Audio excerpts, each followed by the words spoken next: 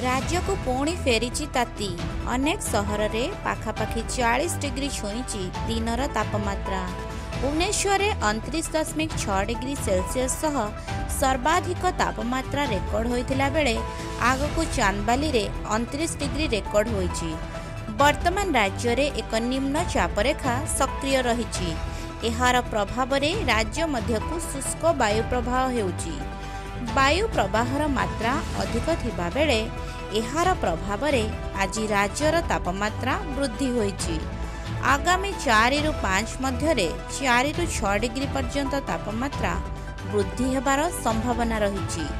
आसंता 24 घंटा रे अनेक सहर रे 36 डिग्री उपरे तापमात्रा रहुतिला बेले 8टी जिला भद्रक, जाजपुर, जगतसिंहपुर, केन्द्रापड़ा, कटक, खोर्धा, पुरी और नयागढ़ को उष्म और आर्द्र पाणीपाग स्थिति येलो वार्निंग जारी करिछि पाणीपाग विभाग।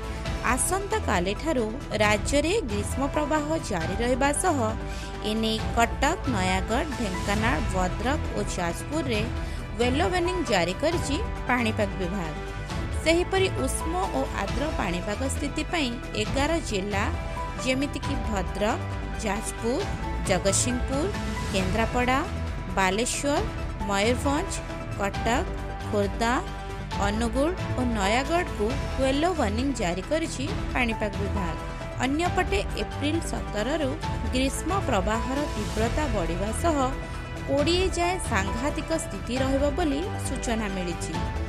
उत्तर ओडिशार उपकूलवर्ती पार्श्ववर्ती जिलागुड़िकरे हिट वेव्र तीव्रता रहिबा सह आभ्यंतरीण ओडिशा रे तापमात्रा अधिक रहिबो बोली पूर्वानुमान करिछि विभाग। एने 14 जिला को येलो वार्निंग जारी करिछि विभाग। 18 एवं 19 तारिख रे राज्यर समस्त जिले में मुंडफटा खरा सह 43 डिग्री रु ऊर्ध्व तापमात्रा रेकर्ड हेबो। आर्द्रता बढ़िबा सह उष्णतार अनुभूति अधिक हेउथिला बेले काली ठारू राज्य रे ग्रीष्म प्रवाह जारी हेबो बोली कहिछि पाणीपाग विभाग। गतकाली आमर ओडिशा रे खास कर देखिबा दक्षिण ओडिशा रे केतक जिल्ला रे हालुका वर्षा रेकर्ड कर जायछि। सर्वाधिक वर्षा आमर गंजाम जिला जगन्नाथ प्रसाद रे पाखापाखि 4 मिलीमीटर वर्षा रेकर्ड कर जायछि। ता सहित पाखापाखि रायगड़ा, नुआपड़ा, रायगड़ा, कोरापुट ए सब जिल्ला रे मध्ये हालुका वर्षा रेकर्ड होइछि।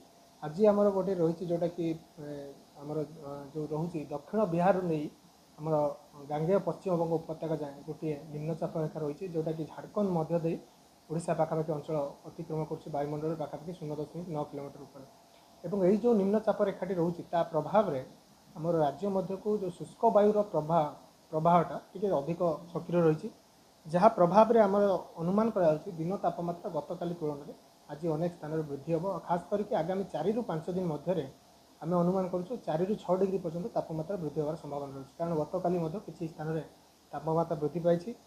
आमर सबुठारु अधिक तापमात्रा गतकाली पारलाखेमुंडी 39.5 डिग्री सेल्सियस रेकर्ड कर आमर जोटा कि बारिपदा सहर में 39 डिग्री तापमात्रा रेकर्ड कर भुवनेश्वर में गतकाली 37 डिग्री तापमात्रा छुई एवं आज अनुमान करूँ आम कि राजधानी भुवनेश्वर में पाखापाखि 40 डिग्री तापमात्रा छुईबार संभावना रही कारण 11:30 सुधा वर्तमान समय जो तापमात्रा रही आम पाखे 37.4 डिग्री सेल्सियस रेकर्ड कर चांदबाली में 37 डिग्री रही पवन जो चलाचल रोचे मुख्यतः भाव उत्तर पश्चिम दिगर शुष्क वायु क्रमागत भाव राज्य को प्रवेश कर जहाँ प्रभाव में जो ताती वृद्धि पाँच यार जो शुष्क वायुर प्रभाव आगामी जो रोचे 3 रु 4 दिन पर्यंत आहरी बढ़ ता प्रभाव में आमर तापमात्रा जो 5 दिन मध्य 4 रु 6 डिग्री पर्यंत वृद्धि होवार संभावना रही। आज आम पाखापाखि देखा 8 जिला को आम हट आ humid weather condition yellow warning जारी करूँ। जिला गुड़िक हूँ भद्रक, तापर जाजपुर, जगतसिंहपुर, केन्द्रापड़ा, मयूरभंज, सॉरी खोर्धा, कटक, पुरी और नयागढ़ ये जो जिला गुड़िक आपंकर ह्यूमिडिटी अर्थात आर्द्रतार मात्रा अधिक रोचे। तापमात्रा देखा जेहेतु उपकूलवर्ती जिला गुड़िक एवं तापमात्रा पाखापाखि 36 डिग्री अधिक रोचे तेणु आपंकर उष्म आर्द्र पाणीपाग स्थिति रही संभावना रोचे तापाई आम येलो वार्निंग जारी करूँ। आसंता काली जिला गुड़िक आपंकर येलो वार्निंग रोचे कारण उष्म आर्द्र पाणीपाग स्थिति रहिबो। ता सहित किसी जिले में हिट वेव कंडीशन रही संभावना रही जमी कटक, नयागढ़, ढेंकानाल, तापर जाजपुर, भद्रक, बालेश्वर, मयूरभंज ये सब जिला गुड़िक हिट वेव कंडीशन रही संभावना रही।